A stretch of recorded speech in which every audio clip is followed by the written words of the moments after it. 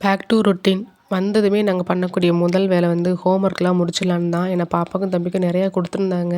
ஆனா லீவ்ல வந்து யார் வந்து உட்காந்து படிக்கிறாங்க? எல்லாம் முதல் நாள் தான் படிக்கிறாங்க. ஆல்ரெடி வந்து பார்த்தீங்கன்னா, ட்ராவல் பண்ணிட்டு வந்த அந்த டயர்டே வந்து ரொம்ப ஒரு மாரி தான் இருந்துச்சு. பட் ஆனா படிச்சு தான் ஆகணும் அப்படின்றனால, ஒரு 8:00 வரைக்கும் மட்டும் உட்கார வச்சு படிச்சு முடிச்சுட்டு, அப்புறம் வந்து என்ன பண்ணணும்னு தெரியல. நல்லா வேற மழை வேற. அதெல்லாம் சூடா ஏதாவது கொஞ்சம் நல்லா சாப்பிடணும்னு தோணுச்சு. ஆனா ஊருக்கு போறோம் அப்படின்றனால இருக்கிற வெஜிடபிள்ஸ வச்சே வந்து எல்லாமே மேனேஜ் பண்ணிட்டு, எதுவுமே வீட்ல மிச்சத்த வந்து விட்டுட்டு போல. அதனால எந்த வெஜிடபிள்ஸும் வீட்ல இல்ல. அப்பம்போது தான் சரி ஓகே.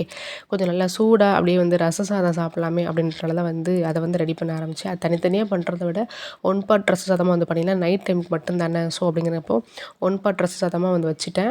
அப்படியே வந்து தொட்டுக்கிறதுக்கு வந்து கொஞ்சம் அப்பளம் வந்து இருக்கு. அத மட்டும் ஃப்ரை பண்ணிக்கலாம் அப்படின்றனால வந்து அப்பளம் மட்டும் ஃப்ரை பண்ணிட்டு, எனக்கெல்லாம் ஊறுகாவே வந்து போதும். ஆனா பசங்க ஊறுகாலாம் எடுத்துக்க மாட்டாங்கன்றனால, அவங்களுக்கு மட்டும் அப்பளம் வந்து ஃப்ரை பண்ணி குடுத்தேன்.